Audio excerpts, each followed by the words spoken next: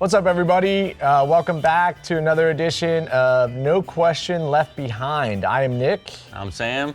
And if you caught our YouTube live this past Wednesday, we got so many questions, such great participation that we have gotten in the habit of following up those lives with this type of video.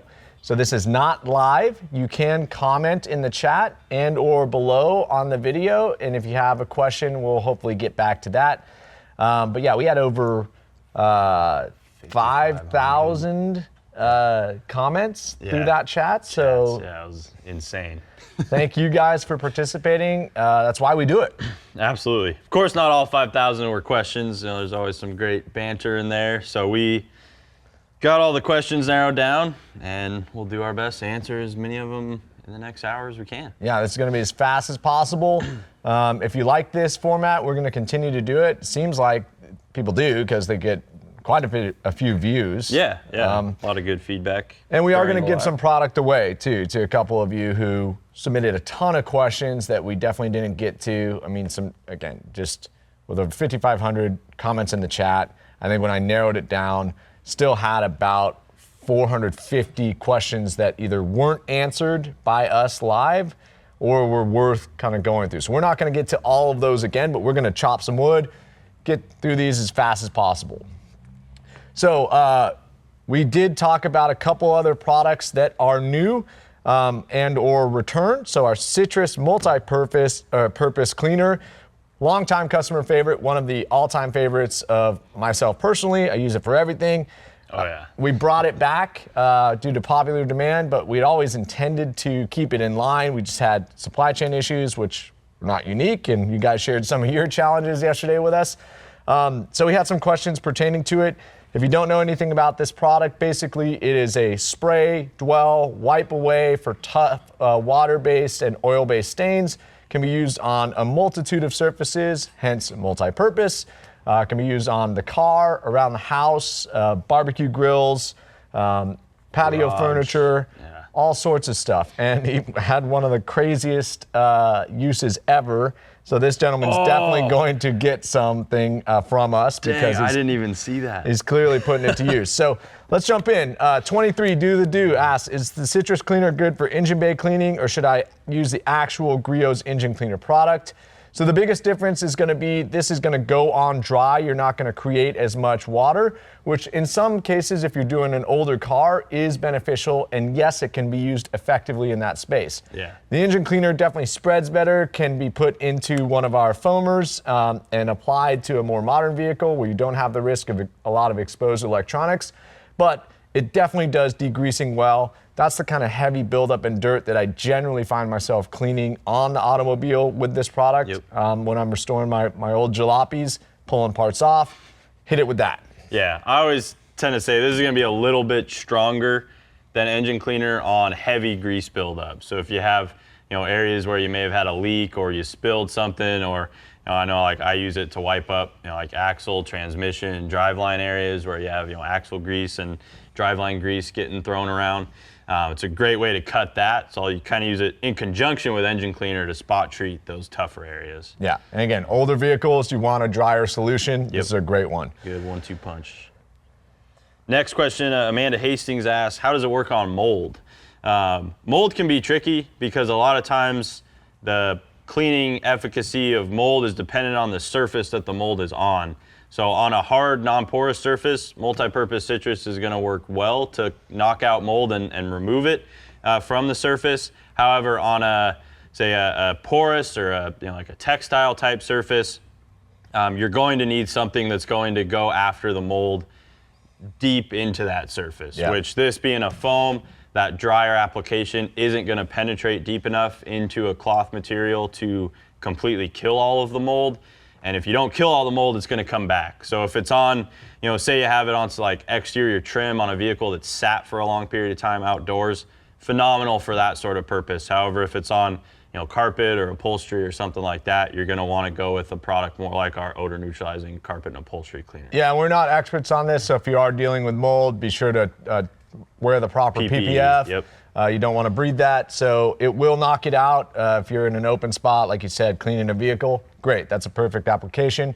We are not medical doctors, but yeah, it can take care of it as Sam described. Yeah, and typically if you need to fully neutralize mold deep in a surface, something like hydrogen peroxide, things like that are going to attack and completely neutralize it are going to be better for those porous areas. Yeah.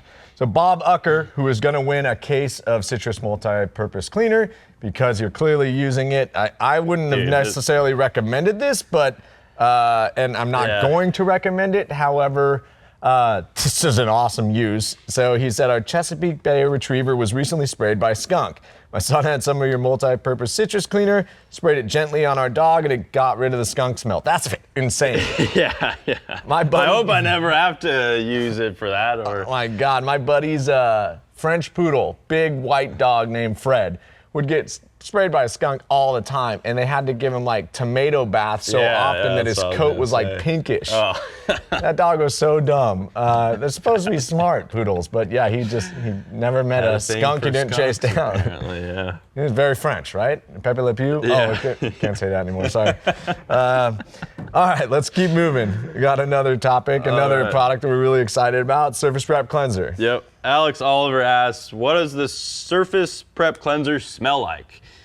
Great question. Our fragrances tend to be very thought about in the development cycle. This one is, less fragrance because we don't want any residues left behind. Excuse me.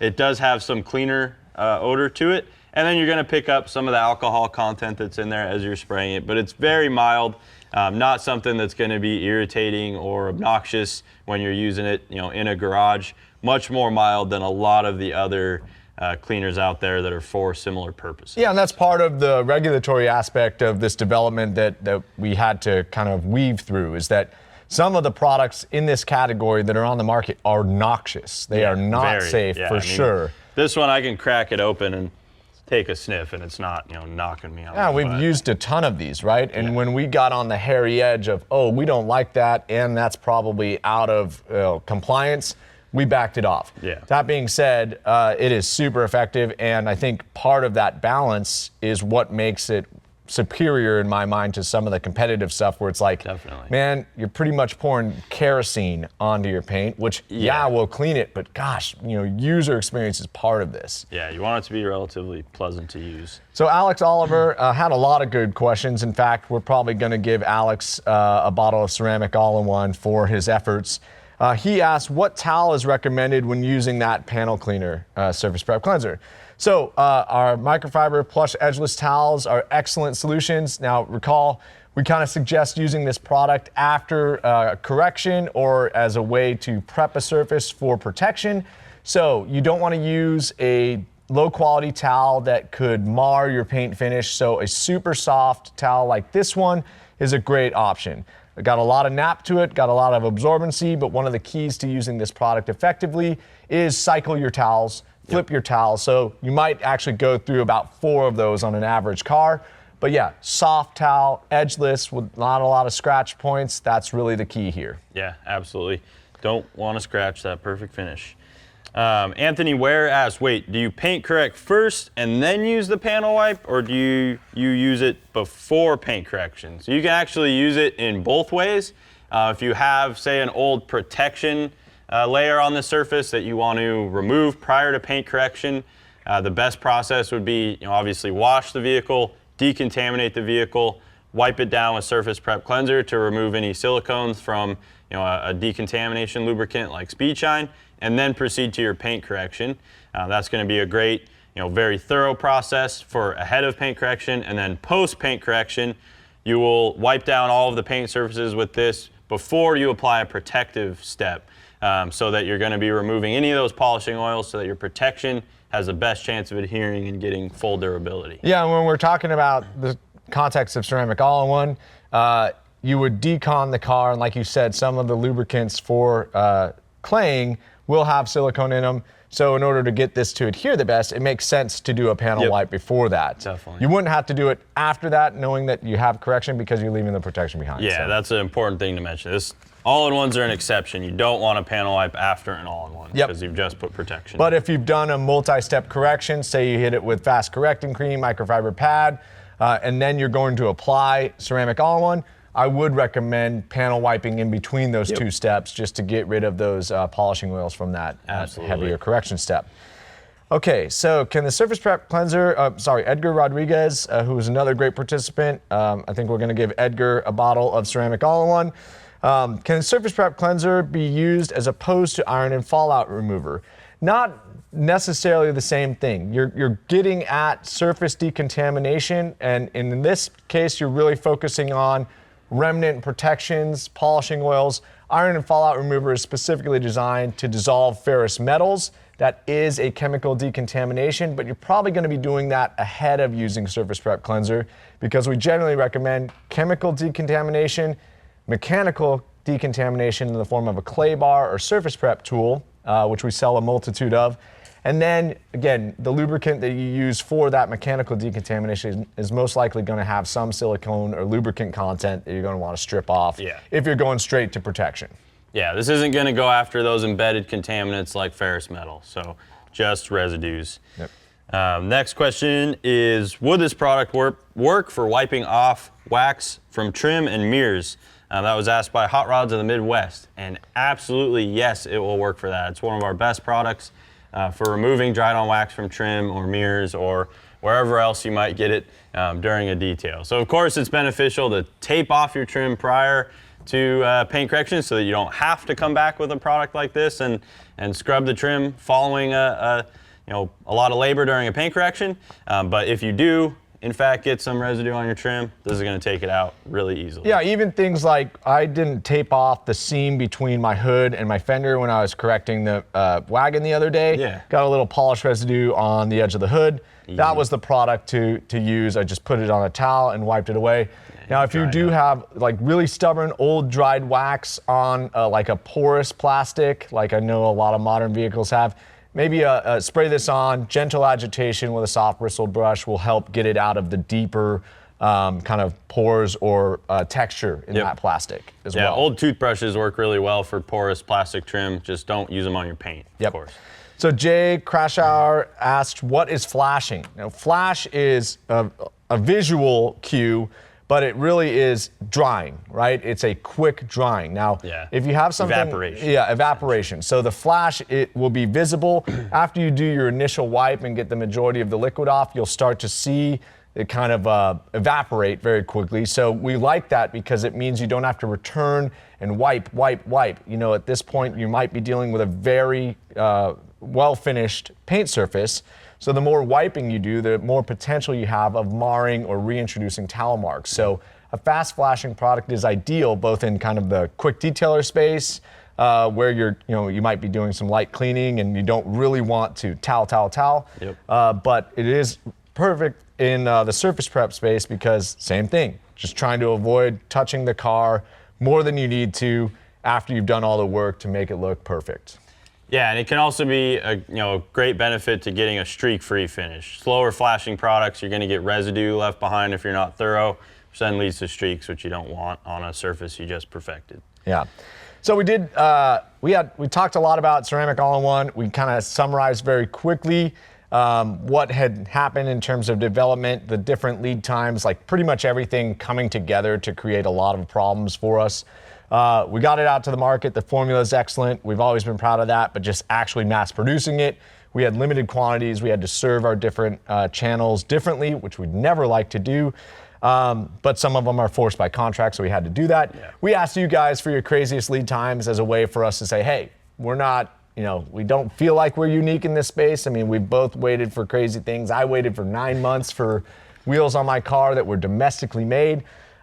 So we just wanted to run through a couple things we didn't touch on.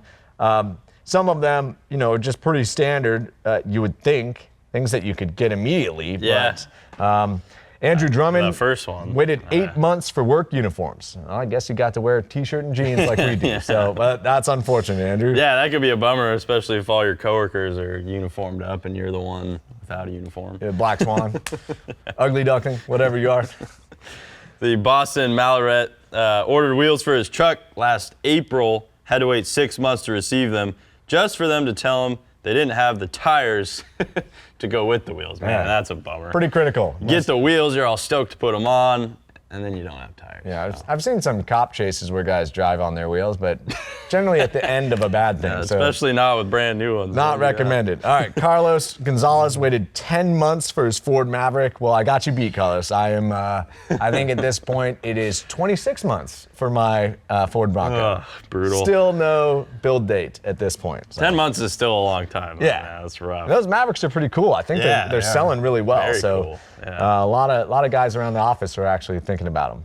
Yeah, I mean, he really got back to the compact truck. You know, a lot of the Ranger's not so compact anymore. Yeah. So, Just like everything else, just getting bloated. Yeah, See how fat modern Porsches are? Goodness Bigger, gracious.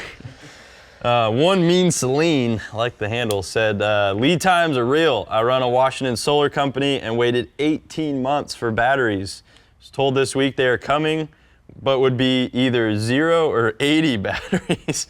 Man, nothing like a year and a half to spend over $500,000. Wow. Yeah. Yeah, that's a rough one for Well, sure. solar stuff's probably coming from overseas, and we know the challenges of getting things on a boat, shipping rates, all sorts of stuff. Yeah, well, yeah, 18 months. I know batteries have been one of the items that's been a little bit more constrained with long lead times. I know we've seen some issues with batteries as well, so that's a tough one. Yeah.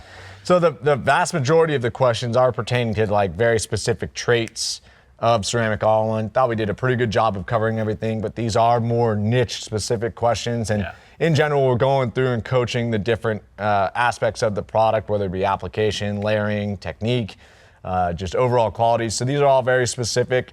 We'll jump right in. Anthony Ware asks, would you use Boss creams and with the machine and then use all-in-one with machine on top?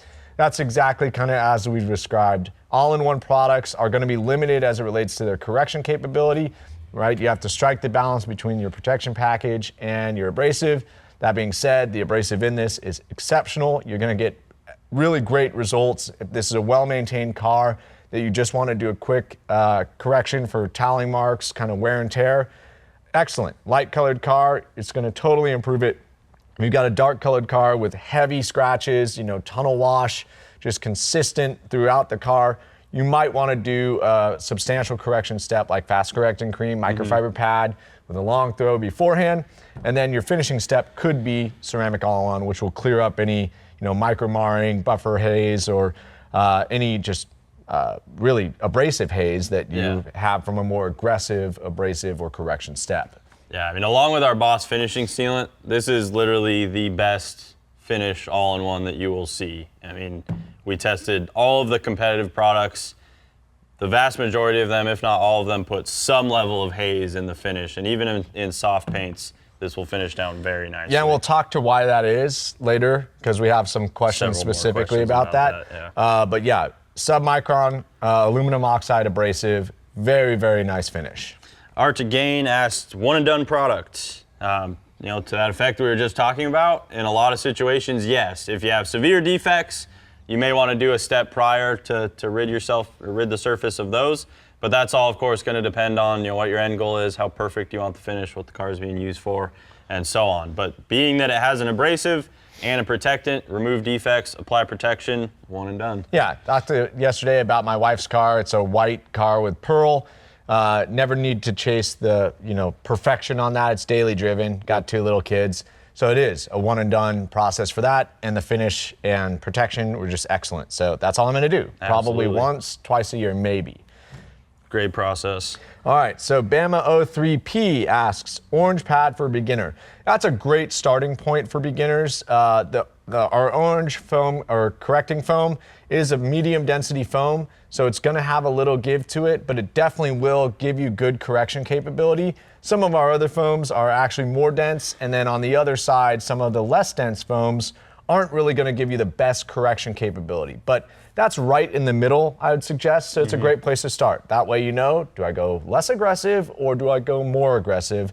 And that's why we always recommend a test panel. But in terms of if I'm going to approach the car, never having done this, using ceramic all-in-one, go for an orange pad. You're going to get great results, and you won't necessarily need to detune that with a softer pad. Bart Swanson asks, I just ordered a foam can with foaming surface wash and foaming polygloss. How and when does ceramic all-in-one wax be used?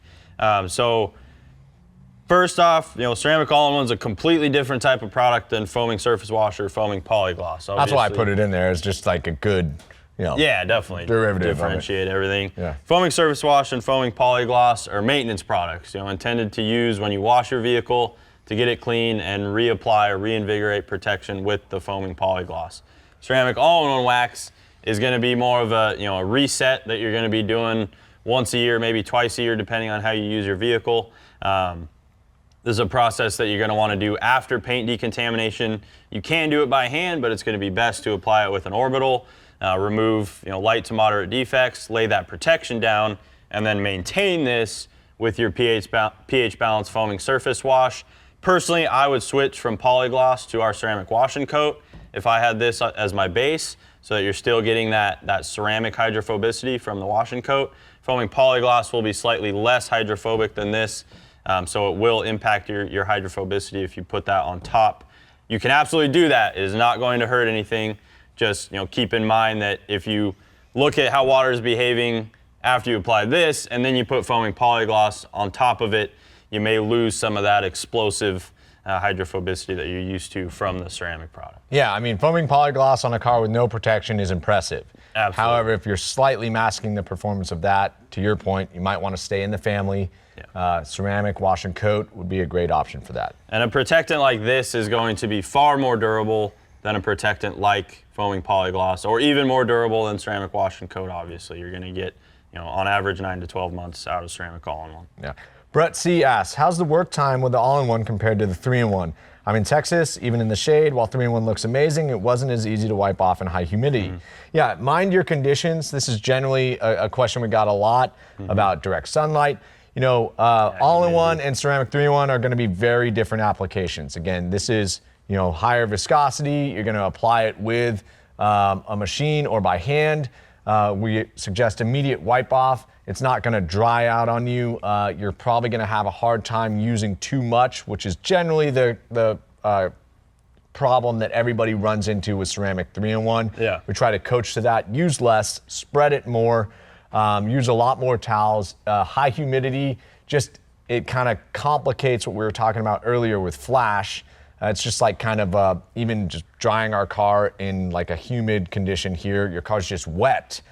Drying it takes a little bit more time. So minding your conditions, using this in a cool either shade or in your garage, you're not going to have the same effects that humidity has on like a thinner liquid like the ceramic 3-in-1. But work time is not a concern as it relates to it drying out. That being said, we do recommend immediate wipe off after you've worked a panel. Yeah, I would say in a hotter environment, you're going to have slightly shorter, working time or buffing cycle than you would in a, say a garage that's 70 to 80 degrees. Gets much hotter than that. You're going to have to do a couple fewer passes most likely, or wipe off a little faster. See, next we've got, maybe I missed it earlier.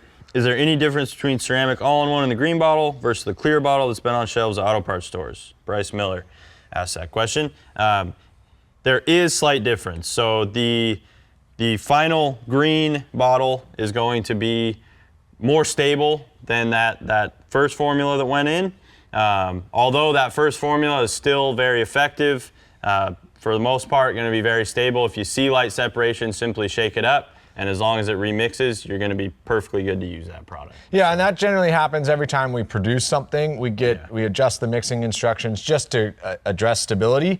That being said, it's always recommended shake well. When you have these emulsions that have abrasives, you do tend to have phases that fall out, or in and out. How you store it can affect that as well. Always give it a good shake, but if you're asking, the biggest difference, as Sam mentioned, we've made more batches, so we've been able to address and make it more stable over time. But in terms of performance of the product, you're not going to see a difference. So that's the ultimate goal. We get better at manufacturing every time we do it. Yeah. So. And you got the cool green bottle. Yeah, and the green bottle, it didn't come out. out first. Again, that was a lead time issue. We discussed that. We always intended it to launch in a green bottle. We just could never get samples. So when we debuted it at SEMA, it was in a clear bottle. Wanted to get it on shelf quick. So Yeah, it went in clear and again, we had to get it on shelf, and we had to work with the quantities that we had at the time. So we put it out in a clear bottle. Buck Buchanan asked, as a person starting to detail cars for customers that may want a car waxed, what is the best of your waxes to use? I have the Boss system, but not sure I would need to use that much. Any rules of thumb? Well, in general, when you're doing somebody's car for money, you have to really gauge the customer's expectations. How much do they want to pay? What level of finish do they want? Are they preparing for a show? Do they have a dark colored car? Are they just looking for a refresh and protection left behind that's indicative of you actually doing work? When I was detailing in my teens, it was a very different game than when I'm doing it now. If I don't get paid a lot to detail, I'm generally detailing cars for the big man in the corner. So it's part of my salary, I guess. But I generally, when I was a teenager, would charge about $250 for mostly an all-in-one type of process, right? People wanted their paint to be clarified. They wanted protection left behind. One-step sealant was a big moneymaker for me. It's a great way to impress customers and leave behind protection. And in this case, ceramic all-in-one wax is going to be the best solution for that quick job. It will leave behind protection that will stun your customer for a very long time. If you are getting into heavier paint correction, you're going to have to adjust your prices because you're going to spend more time doing that. Yeah. So if you've got multiple steps, that reflects, the job at hand, the customer, their willingness to pay, what their goals are. But if it's just somebody who doesn't know any better and just wants their car to be beautified, all-in-ones are great solutions for that. Yeah, if they just want to wax and they don't want to pay for you to take the time of running an orbital, ceramic 3-in-1 is a great solution for that as well. Quick decontamination, spray the car down, you're in and out in maybe a couple hours at the most. Yeah. So nice. Good point. So there, Buck, if they're not paying for paint correction, you turn it on a machine, Sam's got it. Yeah, I know I've had some family members that are like, I just need protection down on the car. The paint looks fine to me. So I'm like, yep, that's ceramic 3-in-1. Yeah. Caleb Gubbles or Gubels asks, will ceramic all-in-one damage plastic trim if not removed right away? Damage is a little bit relative there. I would say no, it's not going to damage it, but you are likely to get residue if you don't remove it quickly. Sometimes that residue, depending on the trim substrate, can dry to where it's more visible or less visible. So obviously you don't want that when you're detailing a vehicle, trying to get it perfect.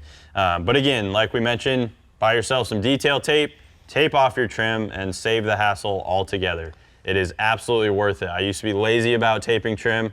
I've paid for that. I've learned that lesson multiple times. Take the time, tape your trim, don't be lazy, avoid the residue, and you will not regret it. If you're doing older cars as well, sometimes they'll have chrome surrounds, and it's best to tape those as well, just because it gives you kind of a guide to not strike it with an orbital. Or a backing plate. Because you could push off one of the clips or do some damage to it if it's a soft little pop metal piece. And old chrome is tough to get back if you go through it. So it's just kind of like painting a room. Get the edges, the sensitive areas taped up. That prep time is worth it. Yeah, absolutely worth it.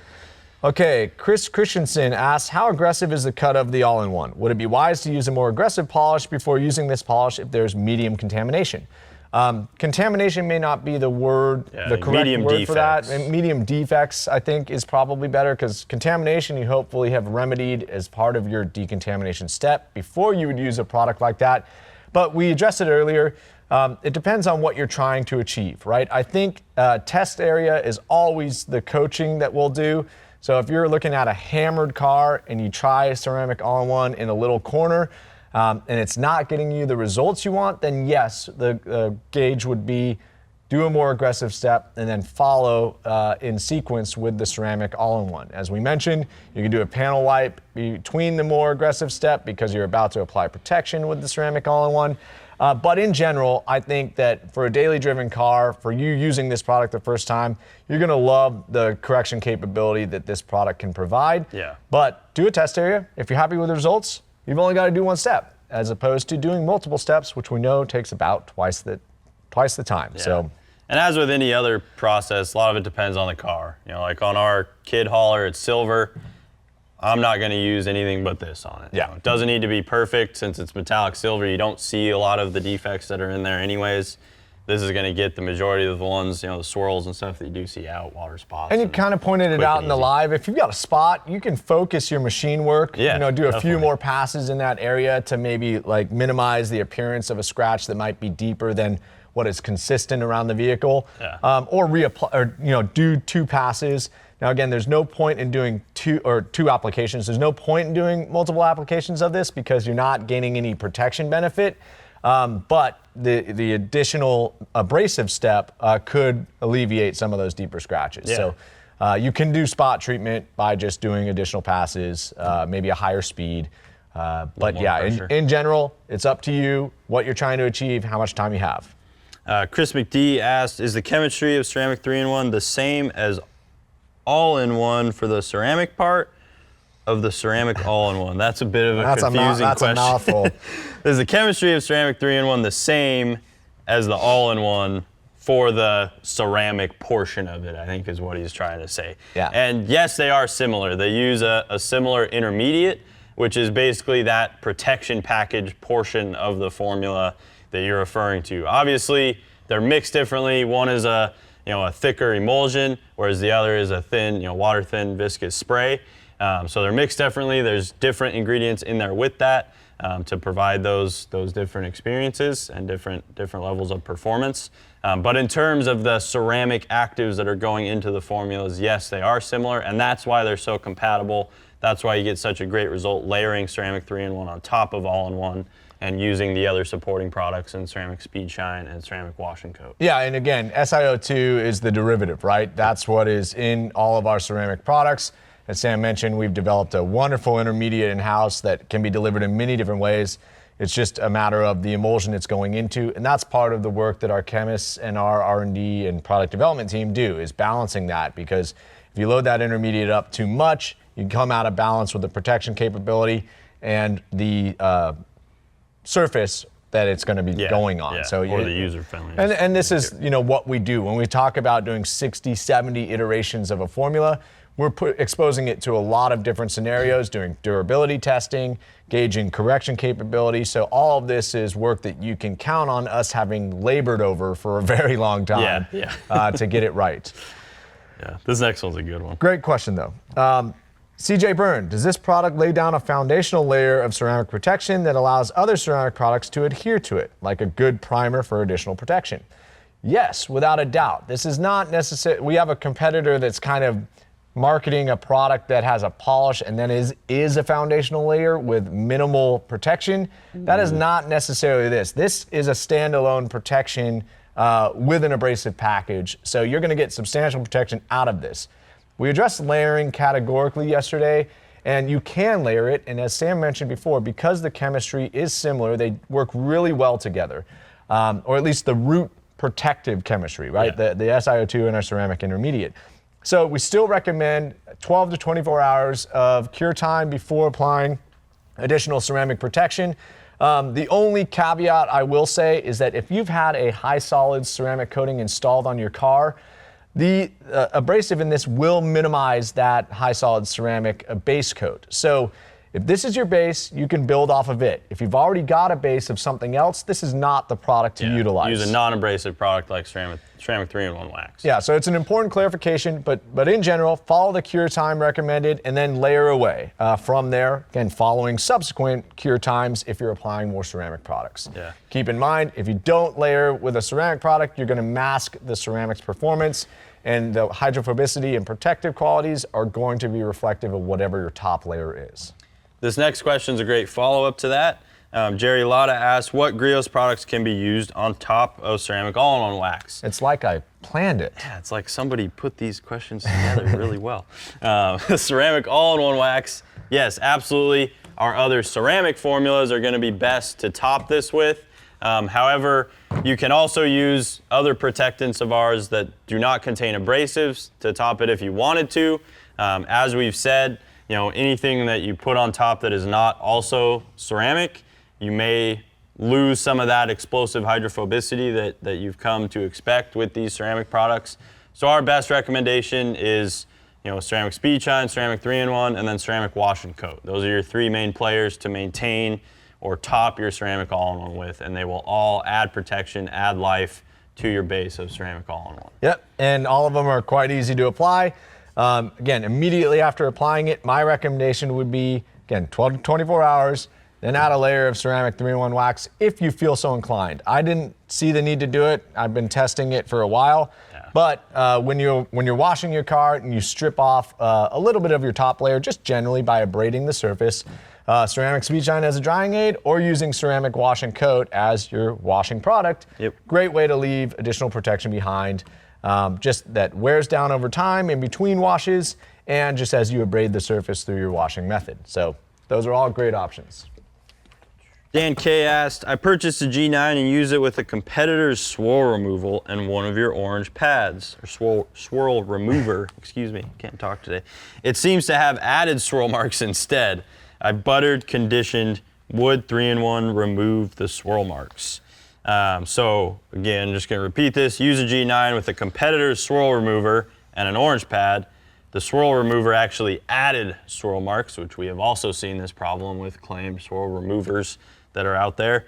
You didn't do anything wrong. The fault is in that swirl remover product. Typically those swirl removers are for hand application. Whether you're using hand or machine, they can still cause swirl marks. So again, it's nothing that you did wrong. Ceramic 3-in-1. I'm sorry, did you state that they have a larger abrasive?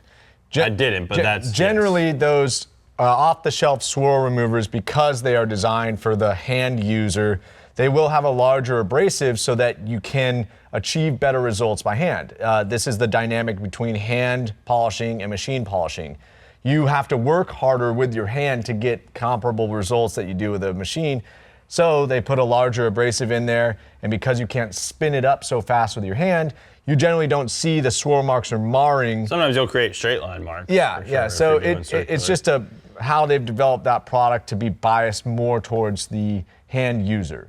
And that's what we actually found in the competitive set for the ceramic all-in-one products, is that they aired so far down on the hand user that you do have marring and an inferior finish relative to what we made. Bad marring in a lot of cases. So ceramic 3-in-1 will not remove the swirl marks. However, ceramic all-in-one will. So this is a great product to use. Again, ceramic 3-in-1 is our spray. Ceramic all-in-one is the one we're talking about here in the 16-ounce bottle for removing defects from the finish. Ceramic 3-in-1 doesn't have any defect removal capability, simply protection. Ceramic all-in-one will do both. Sounds like Dan needs a bottle. Yeah, absolutely. Let's All give right, Dan a Dan, bottle. we're gonna give you a bottle. Use the Take care of those swirls. Clean that orange pad thoroughly, or get a new orange pad. Do a new one. Yeah, and then we'll send you a bottle of ceramic all-in-one. So for anybody who's won, that's Bob Ucker, Alex Oliver, Edgar Rodriguez, Dan K. You guys have to email us at social@griotsgarage.com. We'll reach back out to you, send you your stuff. All right, if this is your first time here, we are doing this in response to our YouTube Live, which was enormous. We had so many questions. This is our segment we call No Questions Left Behind. So we are not actually live, but you can post in the comments or below in the comment or in the chat or below the video after you've watched this. If this is your first time seeing us, we do this all the time. We love engaging with our customers. Please be sure to subscribe. Like this video. You can follow us on Instagram and Facebook as well. We love interacting with you guys. If this is your first time finding out about Griot's Garage, we hope we're knocking your socks off and there's more where that came from. All right? Ask the questions. Okay, so Edgar Rodriguez asks, can this be applied by hand, ceramic all-in-one wax? As we mentioned, it can be applied by hand. It has an excellent abrasive within it. We're always going to suggest machine use will get you a better result, but you're still gonna have some nice correction capability coming out of hand use, and leave behind. What you're ultimately wanting is that ceramic protection. Yeah. So if you're scared of using a machine, jump in, man. Get into machine use. It's really easy. Sam and I have done hours and hours of video coaching you through. In fact, one of our older YouTube lives, Machine Polishing Basics, it's one of our most watched videos, about 2 hours of us talking about how to jump in, use a machine. It's a very simple process. You can't get in a lot of trouble, and the results are going to stun you. Yeah, and you'll lose so much of that defect removal capability if you're doing it by hand. Of course, you still get the protection. Gordon Chan asked, if you need to remove ceramic all-in-one, will any of the Boss correcting creams work? Absolutely. Polishing is one of the more effective ways to remove protectants, specifically if they're very durable protectants like ceramic all-in-one. Including high solid ceramics, right? You have to really cut those Sometimes off. you gotta sand to get through those. Yeah. I've had to sand a couple of those off. You can polish them too, but it's just gonna take you longer depending on the durability and the thickness of a high solids coating. But yes, the Boss creams, I would go with probably correcting or fast correcting, just to make sure you work through that protection quickly. But yes, they will all be capable of removing ceramic all-in-one's protection from the finish as needed. So that's a great question. Cool Bob too asks, can all-in-one ceramic wax be applied in direct sun? We've kind of covered this. In general, try and control your conditions as much as you can. If you have no choice, just don't do this process in high sun, right? Any temperature that's coming up from your paint is going to compromise your process, whether that be just generating more heat than you really want to do in a paint correction scenario, and just potentially also drying the product up before you're done working. So it'll accelerate or minimize the working time of this product, which has a really nice buffing cycle and working time. So if you've got to do it outside, which I kind of covered, my experience was I would try and get my polishing done before noon when I was remote at somebody's house, just before the sun really hit it. You also talked about if you've got shade or if the sun's coming directionally, do your work in the shaded side while the surface is cool, flip the car around, let the surface cool off, and then you can repeat the process that way. But direct high heat sun, not ideal for any polishing process or wax application, really at all, for a lot of detailing processes, including washing, where you can have soap dry prematurely on your car, get water spots. So control your conditions. Yeah, and like Nick said, early in the morning, or you have sunlight in most parts of the country during summertime until late. Wait till later in the evening as well. So a couple options there. Mario Santiago asked, does it have fillers? That's a great question. We got a couple of those yesterday. No, it does not have any ingredients that are intended to intentionally fill or hide scratches. We are proponents of actually removing defects, not hiding them and then having them come back as soon as those fillers wash off. However, most protectants do inherently have a little bit of filling capability. That's not really going to apply much to this one because of the abrasive in it. You're going to remove the defects that it would be filling anyways. So keep that in mind. And this filling ability that it has, say if you're using it by hand and you want to hide some defects, it's not going to hide much more than a very fine swirl, or a light haze. So don't expect it to be, like a paint glaze that you can put on and hide, more significant swirl marks and things. However, we don't advise using glazes. Typically there's as much work involved in using a glaze or a filler as there is in using a true defect removal product. You're better off getting those defects out so that they're not going to come back after you've washed the finish a few times. Yeah, glazes kind of have a bad rap, one, because they don't do much, right? They mask it. And it's something that like a lot of body shops do after rotary work. They put a glaze on to mask the holograms or swirl marks. Quick and dirty. The first time you wash, boom, all those things come back. So not really a great thing for us to advocate for. We know that's kind of the nature of the business in body shops. A lot of people don't really care or know. That's not us. What you see is what you get. It's best to just use a product like this to remove the defects. If you've got heavier defects, once again, we talked about it earlier in this live, use a more aggressive abrasive. Do a test spot. See what your results are. Go from there. Yeah, most fillers aren't going to touch heavy defects anyways. So, Pinoy, Car and Bike Guy 88. Always on our lives. Thank you so much for your participation. We got to meet you sometime. Can we use the black or red pad with it as well? We did mention in the live, the black pad is a great solution if it's a secondary step or if it's a very mildly damaged car or minimal. The lower density foams, both black and red, are going to essentially detune the abrasive. So you're definitely not going to get as much correction capability, but if you're in a pinch, sure, you can use them. And yeah, or if you don't need the correction. Yeah. You just have a little haze or something. Yeah, and again, if you have done a more substantial correction process and you've just got light micro marring or haze, a black pad would be a great solution, right? Because you don't really need to cut it any heavier, do more substantial correction. A lot of those little micro marring and haze come out really easily, especially with the grade of abrasive that's in this. So, hands down. Yes, it's an option, but just keep in mind your results will change based upon the density of the foam you select. Yep. Ron asks, does the cure time apply to all of your ceramic products, including ceramic all-in-one and ceramic 3-in-1? Yes, it does tend to apply to all of the ceramics. So when he's saying cure time, we're talking about that 12 to 24-hour period that we advise post-application. Keep the finish dry. Don't expose it to other products or water, moisture. That is best case scenario with all of the ceramic products, with the exception of ceramic wash and coat. That one does not need to remain dry to add the protection there. And that's really a good process to follow with any protection that you're applying.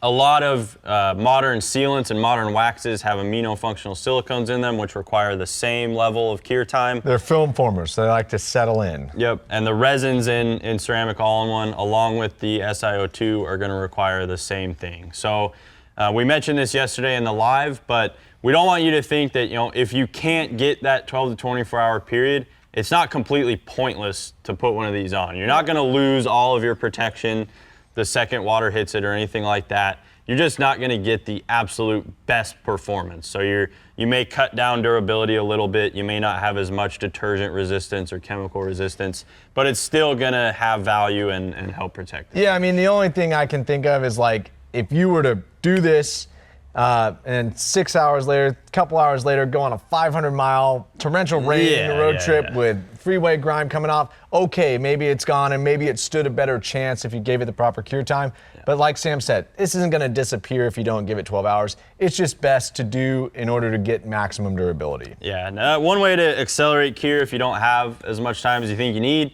if you have an infrared heater, an infrared lamp, has to be infrared. You can't just put a regular old heater on it.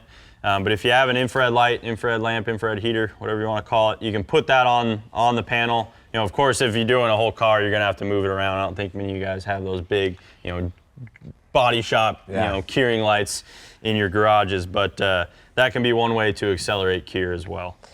All right, Steven asks, what kind of prep is needed prior to using ceramic all-in-one? So at the baseline, you're going to wash your car. You're going to do a decontamination step, whether you want to do chemical and mechanical or simply a mechanical decontamination. Again, all that depends upon the condition of your vehicle. We generally even say, like, if you touch your paint and do not feel contamination, you may not need a decontamination step. Now, that's a pretty unique circumstance if you drive your car, really at all. So, in general, best process would be wash, decontaminate, and then panel wipe. Surface Prep Cleanser is a great solution because you're going to try and get the maximum durability. You're going to pull off those silicones you use in lubricating for your mechanical decontamination step. That's the best way to get maximum durability. If you don't have a panel wipe and you've just decontaminated, you're still going to get great results both in correction and durability, and you'll have done the most important step, which is pull all those embedded contaminants out of your paint. So if you don't have a panel wipe, maybe you should get one. I was just going to say, I feel so relieved that we can finally recommend this. I know, yeah. Because it's really the best practice and sets you up for much better success and full performance, max benefits out of all your protected products. So it's a great step to follow. VTech SPD 93 asks, how does ceramic all-in-one compare to other SiO2 coatings? Great question. Tough one to answer in a short answer because there is such a wide array of SiO2 coatings out on the market. As we've said about all of our ceramics, we do not want to imply in any way that this is a high solids, high content ceramic coating type product.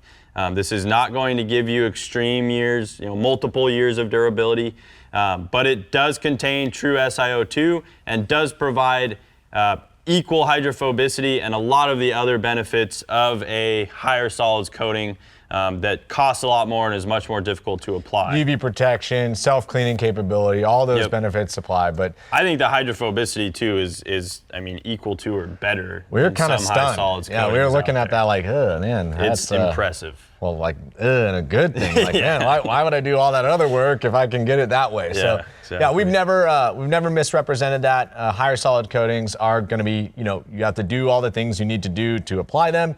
Really put it on a perfect paint surface. So you're doing a lot of your correction in order to lay down those higher solids. This totally different, right? It has correction capability and will give you the benefits of ceramic. But there is a difference, and we're not making any crazy claims about it. But you're not going to be disappointed with this product for a lot less money and a lot less time. It's a wonderful result. Yeah, worth mentioning too. Other ceramic. Typical ceramic coating isn't going to have any defect removal ability, obviously, whereas this is going to remove defects and apply that durable hydrophobic protection.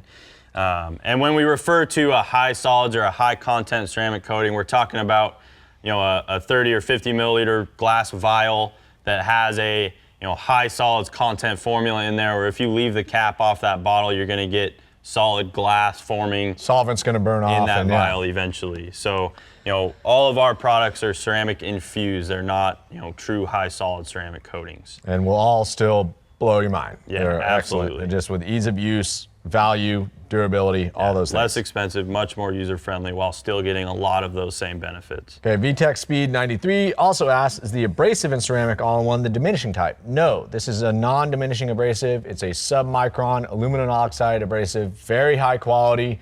Diminishing abrasives are typical in kind of more body shop and rotary work. You start with a larger abrasive, it breaks down. Then you start with a smaller abrasive, it breaks down to get to your finish. We've kind of gone away from that. That was present in our old kind of water-based polishes, machine polish 1 through 4. Boss creams and complete compound, complete polish all feature sub-micron non-diminishing abrasives. So, and that is not, that is in the same type of abrasive in ceramic all-in-one wax. Yeah, a big benefit of that too is you don't lose correction ability as you go through your buffing cycle, while still getting an extremely good finish out of the abrasive in that product. Oh, this next handle is one of my favorites. Too close to retirement. Too close to retirement asks, only question, what's the difference in durability and swirl or scratch removal between ceramic all-in-one versus finishing sealant, which he says is his current favorite. You have good taste. Finishing sealant's an exceptional product. But durability, without a doubt, is going to go to ceramic all-in-one. Swirl and scratch removal, I would say, is going to be comparable between the two. I think ceramic all-in-one is going to have a slight edge over finishing sealant. However, finishing sealant is going to be more user-friendly and compatible with a long throw application. It's going to have a longer working time without drying up and causing buffer trails or things like that. So if you're using long throw orbitals and you like pushing the products, I would probably still stick with finishing sealant. This is going to be better applied with a standard orbital like our G9. Of course, you can't use it with a long throw. You just want to cut your speed down. Don't use too much pressure.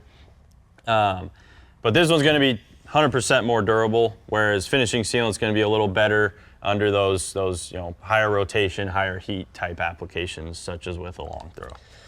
All right, we had a question, and I definitely want to get your opinion on this one.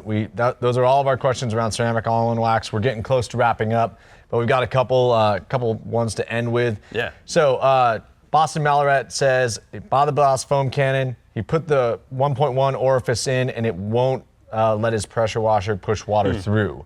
So my thought was that he might have over-tightened the jet, or you might want to pull the pressure washer apart, check the stainless steel pill that's in there that's kind of a filter.